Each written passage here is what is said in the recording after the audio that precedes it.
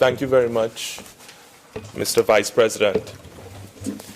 And I'd like to take this opportunity to say how grateful I am to be addressing this honorable chamber this evening. It is an opportunity for a youth voice in particular to be heard. And I do have the privilege of being the youngest member to be appointed to this House, having only turned 25 less than 3 months ago.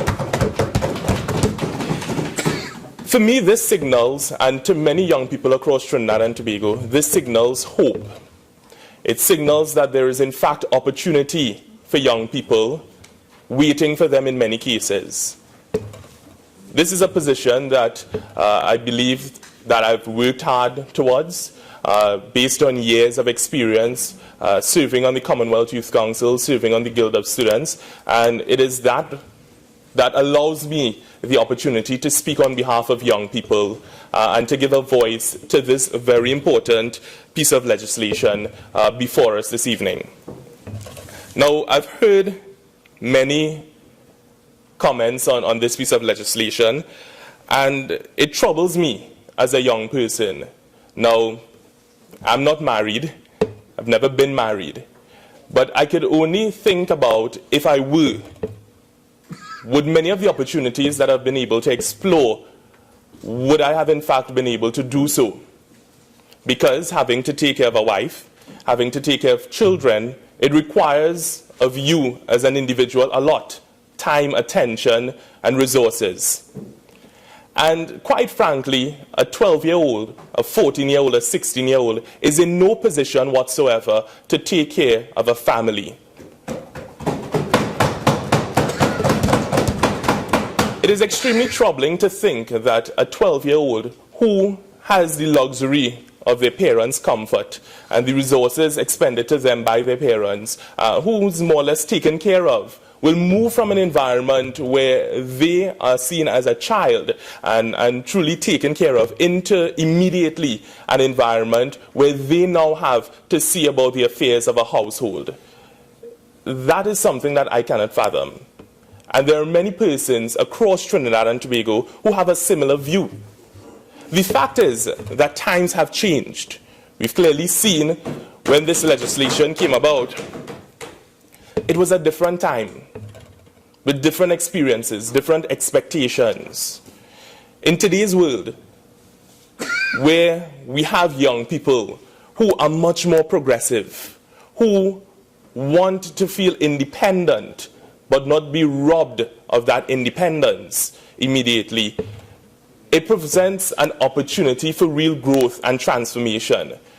There are a number of persons, a large percentage of the population, remaining in the education system for furtherance of themselves and understanding that their abilities will be strengthened if they are allowed to pursue education far beyond the traditional primary and secondary schools. Now, I've come in contact as a postgraduate student of the University of the West Indies. I've come in contact with many adults who are pursuing their masters, PhDs as well. And even in those cases, it's very hard for them to manage their education and family life, work life, and the sorts that come with it. So far less for a young person who has dreams, goals, one day to be a senator. Imagine what would happen to that individual if he or she is robbed of the opportunity to further themselves. And I think that we have a problem in this country where persons are unable to deal and cope with the social issues that face them on a day-to-day basis. I've heard a lot of red herrings in this debate thus far, moving away from the topic. But I would address this. We have persons who simply do not know how to cope with the challenges that presented to them every single day of their lives. They don't know how to interact with other individuals. They don't know how to move from one community to another community and find their way around. They feel as though they need to depend on a lot of the social institutions that are around us. And we have that kind of social dependency on our institutions. And it is really troubling, because at the age of 12 and 14, no one should be placed in a situation where they are tossed into a responsibility that they themselves do not know or able to cope with. And we see as well that there is inequality in the legislation currently, where the age for the female to be married is much lower than that of the male. And this would have been something that would have slipped by very easily because of how we've been conditioned as a society. We've seen around the world that persons are challenging the glass ceiling with much success. We've seen instances where women are rising to the occasion and showing their fullest potential. And this is something, if we as a modern society here in Trinidad and Tobago aspire to, if this is something that we want to progressively be seen as heading in the right direction, we need to correct these deficiencies. We need to correct these inefficiencies and inequalities in our legislation. And I would say that, especially when the comment came from Senator Samuel with relation to youth following, and I'm paraphrasing, the devil and not the Lord, I took personal offense. I took personal offense with that, Mr. Vice President, because that is the perception of young people in today's society, that we are wayward, that we don't have a fair understanding of what we want, that we cannot make choices on our behalf. And that isn't true. Young people have been going leaps and bounds into the direction that they want to when it comes to fulfilling their dreams and their aspirations. We're seeing so many young people representing at the Commonwealth, at the UN, representing at CARICOM and on different boards coming from Trinidad and Tobago, but the sad fact is that we don't recognize them. We continue to look at the bad and the negative when it comes to young people and not understand that they themselves have a voice, and a voice that needs to be heard. And especially when it comes to national development, this is where young people can shine. So I do hope that this is a testimony to that. I would say that I'm concerned when it was stated that the Mahasabha would have conducted consultations with a lot of young people. I need to know who these young people are who are agreeing to keep the legislation as is. Because if you walk out of these doors and you ask any young person what their thoughts are, I'm sure the immediate response would be that it should be 18 and over. There was also the point of your driver's license, you being able to attain it at the age of 17, that legally you can work at 16. Well, first of all, driving is not a life decision. Work may come about as a means of a necessity in one instance, or to gain experience. But that in itself is not a life decision, because the fact is that you may start off in one job today and tomorrow be in another position. So I don't think that those things should be brought into this discussion whatsoever. And to be honest, I do think that the driving age should be brought up, because you're seeing so many fatalities on the nation's roads. Another thing is that when I was informed that I was to be appointed, Mr. Vice President, as a senator, and that was put out on social media, I saw one comment in particular, and that said, "What does this 25-year-old know about marriage?" And that person is right to an extent. But imagine far less for a 16-year-old or a 14-year-old or a 12-year-old. Realistically, I do not think that a person below the age of 18 should have to be in such a compromising position.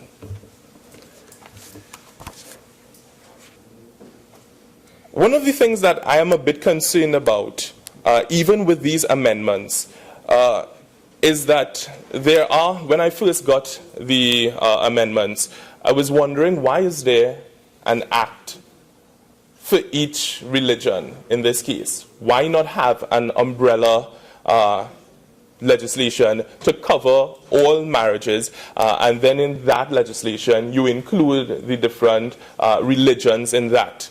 I do think that that may very well be progressive, as opposed to having one independently, because that in itself can be perceived, as much as we're trying to be inclusive, it can be perceived as divisive. Insofar as someone can challenge it and say, we should have a constitution for every religion, or we should have a constitution for every race, or we should have a constitution for every segment or grouping in society. And the fact is that religion, race, and these things are recognized for what they are. But legislation is something else, especially when it is that you want to ensure equality in a country. So we do acknowledge that religion plays a big role in terms of a state's legislation, but it should not play the only role in a state's legislation. You have to get the views and opinions and criticisms from all segments of society. And I think that the consultation that was done under the Attorney General's office would have been able to capture a wide cross-section of individuals and their thoughts. And overwhelmingly, what the population of Trinidad and Tobago is saying is that 18 and over is the right direction to head. So we can sit in this chamber and discuss it from now till whenever. But we have to agree on something. And that is, a child has no place being a wife or a husband to anyone. A child should have the opportunity to experience a full, healthy childhood. Also, the position was put forward that in the Hindu setup of the family, that you have an extended family. The fact is that times have changed. The family structure of today is not the family structure of yesterday. You're seeing a lot more smaller nuclear family setups, and in some cases, single-parent families. And that must be acknowledged. Persons want their own spaces. Persons want to be independent. And as such, you cannot rely on the grandmother to watch the children anymore, because sometimes the grandmother has her own affairs to go and see about. You cannot depend on these family members to take up the responsibility of the parent. And no child should be a parent in that instance. Also, we have many social services right now in Trinidad and Tobago. And I do think that there needs to be some reform where that is concerned in terms of policy. Because you have many persons depending heavily on be it the food card or these social safety nets. But they go about their lives with a dependency that is unhealthy. I do think that when it comes to welfare, there should be certain criteria where the children must be enrolled in particular after-school programs. And there is constant check-in to ensure that they have doctor visits and that the family is progressive and is well taken care of. Because what you would have is these same, if the legislation were to stay the same, you would have these 12-year-olds, 14-year-olds, depending on the state. And as such, the children of that marriage would be the ones to suffer the greatest. And that is not something, as a responsible legislature, that we should be able, that we should stand by and allow to happen. Now, if you would permit me, Mr. Vice President, would just want to read from a document here, a compilation of some statistics under the UN. And I will read this paragraph. Child marriage is understood as a fundamental violation of the rights of children, and in particular of girls who are disproportionately affected. The marriage of minors interrupts education, constrains personal development and agency, limits livelihood options, undermines health, sexuality development associated with physical and mental menstruation, and exposes children to sexual abuse and exploitation. So even if we're not looking at it from a common sense perspective, we have facts that back up and statistics that show it is a health risk to have a 12-year-old or 14-year-old or a 16-year-old pregnant at that age, or raising a family. These socio-economic constraints that there would also be on that family is far-reaching. You have persons who are struggling right now to keep their families together, and they may be in their 20s and 30s. Imagine far less for a teenager who has no real life experience, no real opportunity to go out and see what the world has to offer.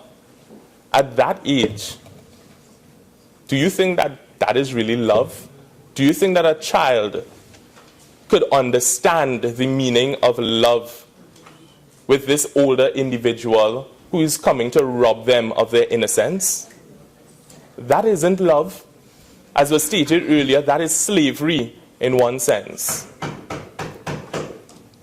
And that should not be the case. As a responsible society, as a responsible legislature, these are things that we cannot allow to happen to our most vulnerable in society.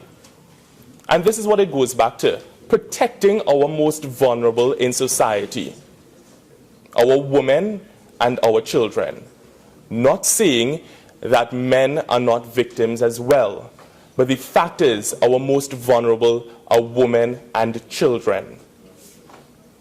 And if we as legislators do not seek their interests and do not protect them, then what are we really doing? Imagine if we were robbed of our innocence. Imagine if we were placed in a compromising position. What would be our position now? And that really and truly is something that none of us should ever have to encounter. And I would really want to find out if the persons who are advocating for the legislation to say the same, if they in fact would allow their children to be married at the age of 12 and 14. Because it might sound good for other people, but when it hits home, it's a whole different story. And I'm very concerned about that. Because sometimes we need to see it from another perspective.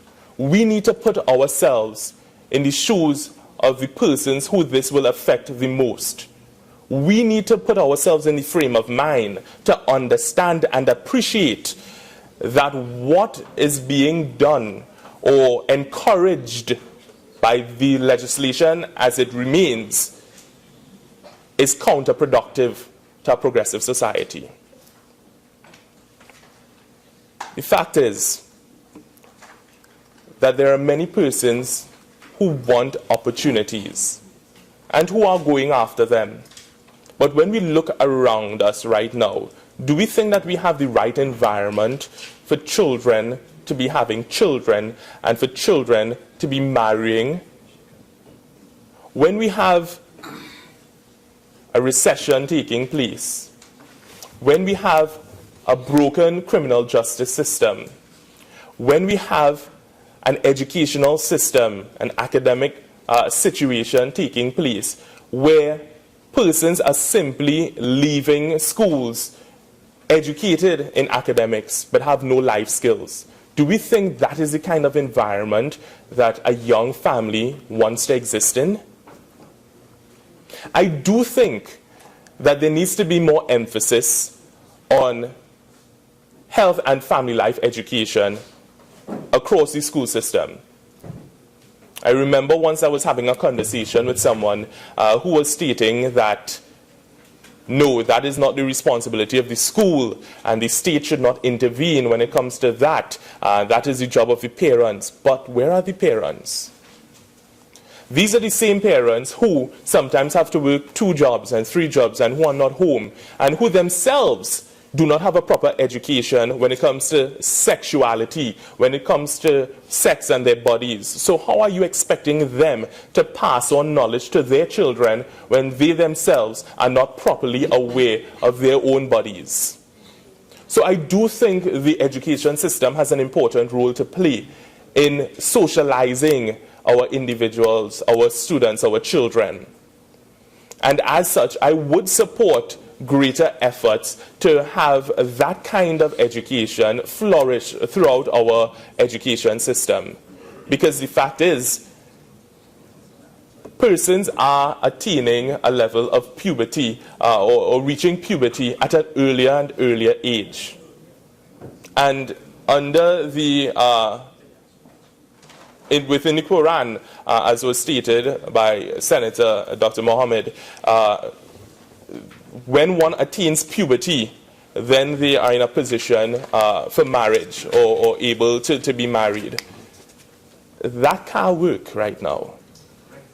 And my understanding of puberty, or when one attains puberty, and a female at least, when she begins showing physical signs, when she has her period, with the male, it may be when he starts having body hair and pubic hair and these different things, and the voice deepens and what have you. But in some cases, as was stated, where you have different climates, I think that was one of the points put forward, do we then need a doctor to first say that this person is in fact undergoing puberty or going through puberty, and then when the doctor signs off on that, then they are allowed to be married?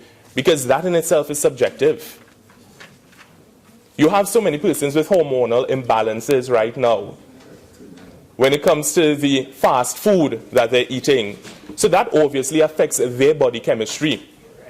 And that's where you're seeing them at an earlier and earlier age developing, their bodies developing in ways that we've not seen before now. So these things must be taken into consideration.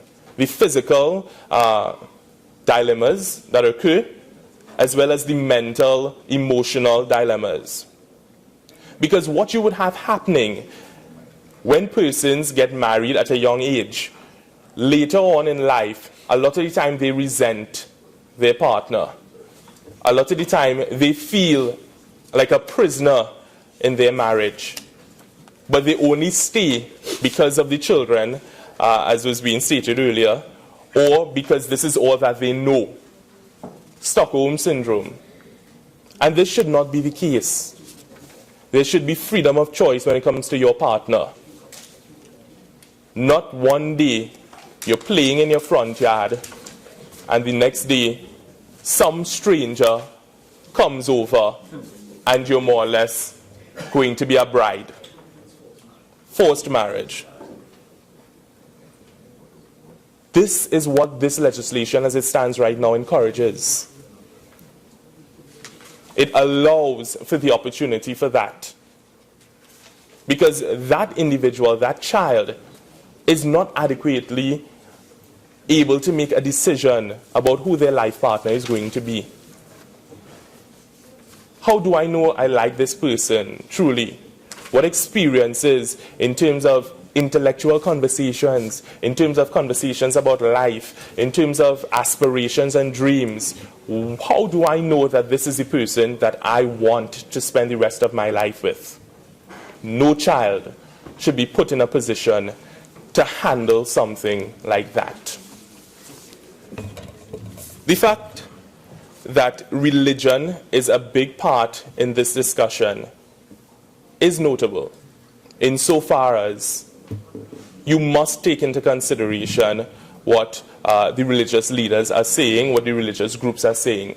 But also, you have to take into consideration what persons who are, who knows, atheists or agnostic have to say on the matter. Because they too are members of this society. And this legislation would be amended to ensure that everyone is covered, not because you're a particular religion or faith. And I would tell you this, when I looked at the 2011 census statistics, there were 112,000 or thereabout persons who did not subscribe to the traditional religions. That is a cause for concern, because is our legislation adequately representing them? So these are considerations that we must have, must factor in as well as we continue with this debate. And I don't think that it should be a long-winded one. It should not be something where we continue to go around and around in circles, because we know what we have to do. Put politics aside. We know what we have to do.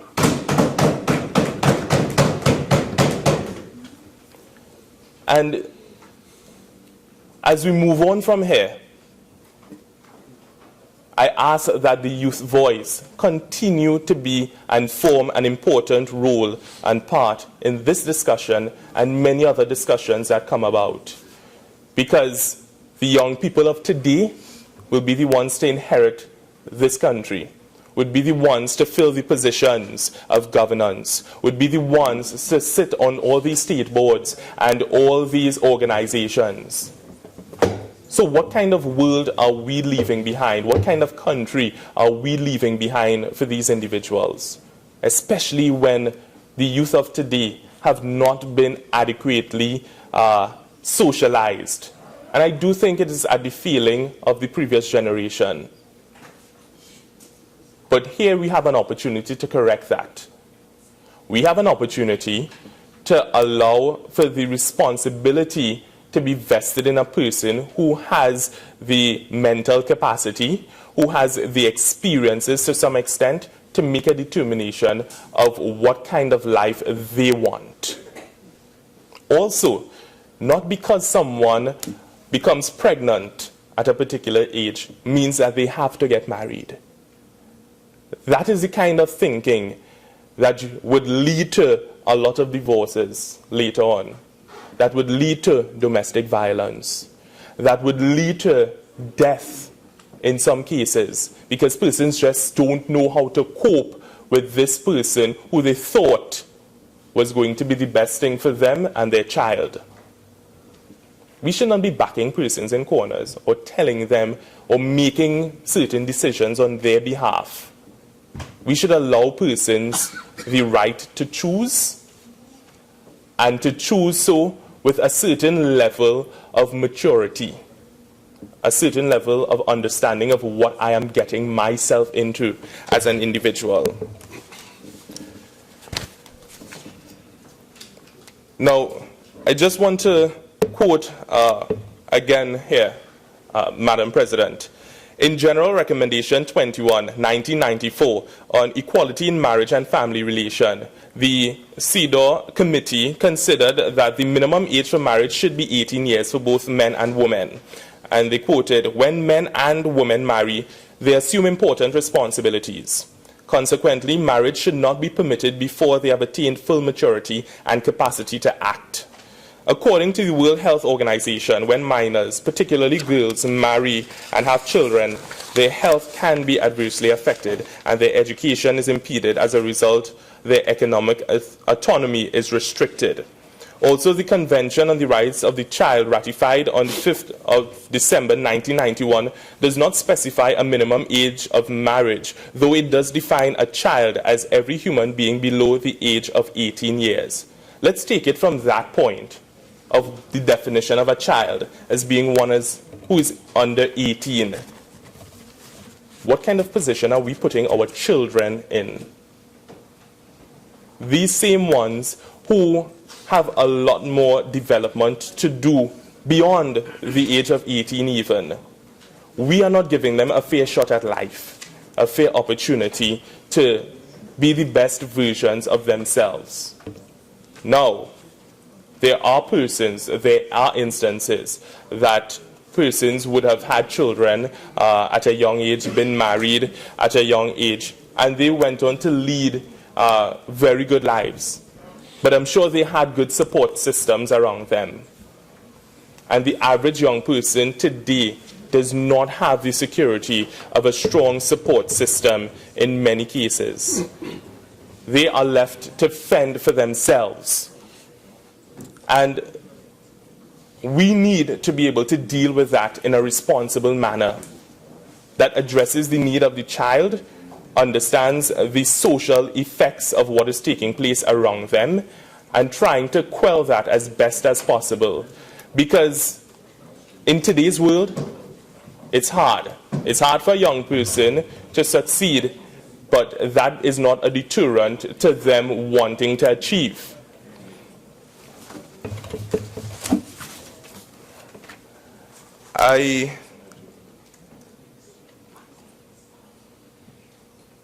The point of religion speaking to there should not be sex before marriage.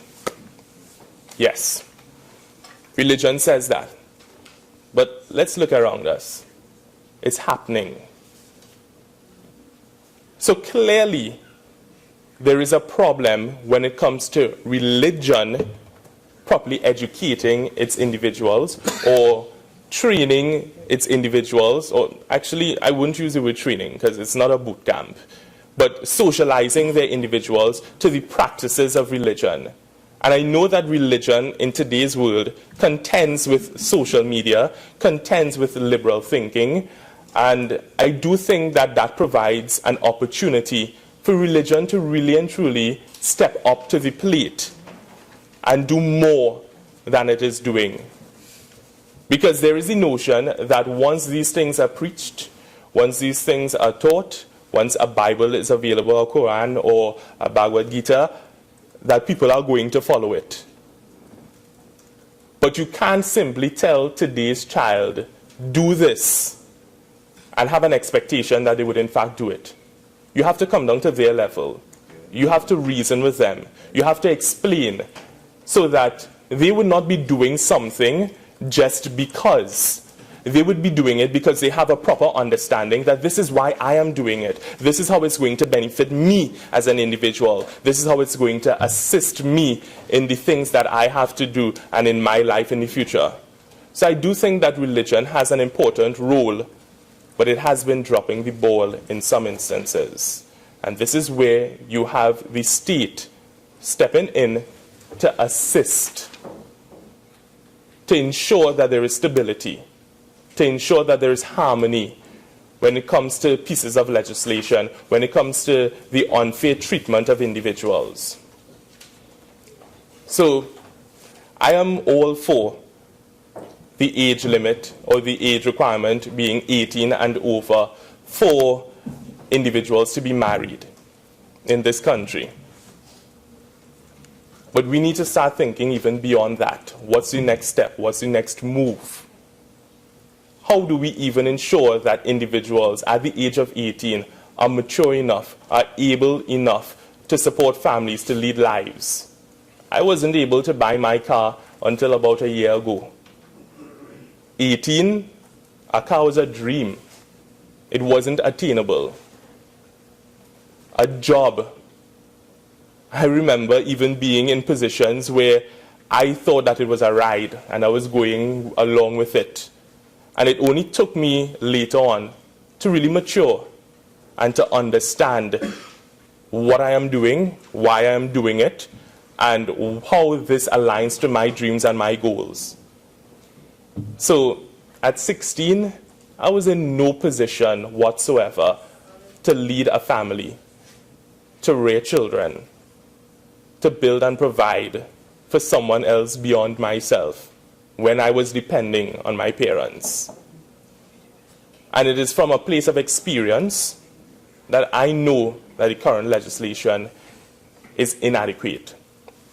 Also, the point of the Romeo Clause, that does not encourage individuals below that age of 18 or what have you to engage in sexual activity. What it does do is actually protect young individuals from themselves, especially where society has failed to adequately condition this individual to know responsibly what sex is, to know and to act responsibly when engaging a partner.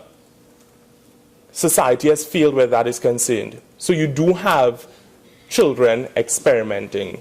You do have children engaging in sexual activity, not understanding properly what they themselves are doing. They are acting on emotions. They are acting on... Senator Edwards, you have 5 more minutes. Sure. Thank you. In summation, Madam President, I want to drive home the point that child marriage is frowned upon globally and to a very large extent here in Trinidad and Tobago. But whose voice are we listening to? Are we going to listen to groups because they have large numbers on paper, or because they say that they have large memberships? Or we are going to listen to the man in the street who you can walk up to and have a conversation and understand where his mind is and understand what his experience is like, and thus craft legislation to ensure that he or she is protected, has rights, has privileges, but also has responsibilities. And I do think that as a responsible Senate, we have to look far beyond this whole discussion of, is it religion versus politician? Is it youth versus adult?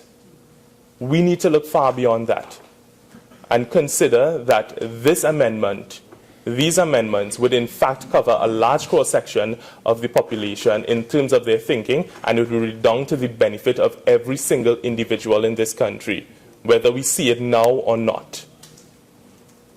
So I would like to thank you all for this opportunity, Madam President. Thank you for this opportunity. I'd like to thank the President, President Carmona, for giving me this opportunity to speak in this august chamber, something that I've dreamed about for some time. Can't tell you how many times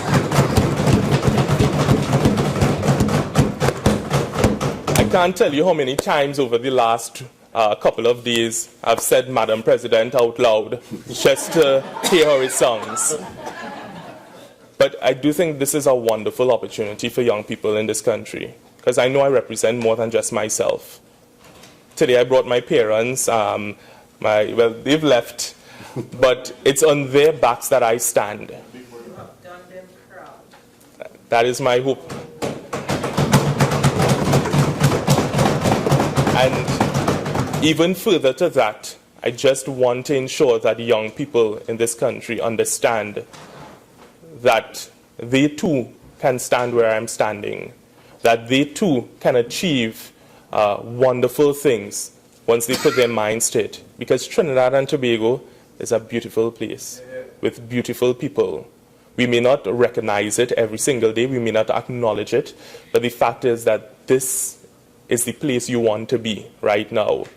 And it's how we move it from where it is, where there are problems, there are issues, to a point where we can all rock back and feel good about ourselves, that we have a country, a society, a people whose understanding is together we aspire, together we achieve. That is what is needed right now. From the outside, I could stand and point fingers, but being in here and understanding the kind of important work and responsibility is a totally different thing. So I'm grateful for this opportunity, and who knows, one day this could be a permanent seat. Madam President, I thank you.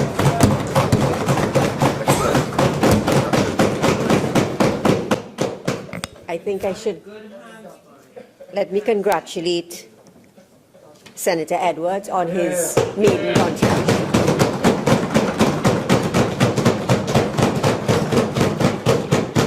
Senator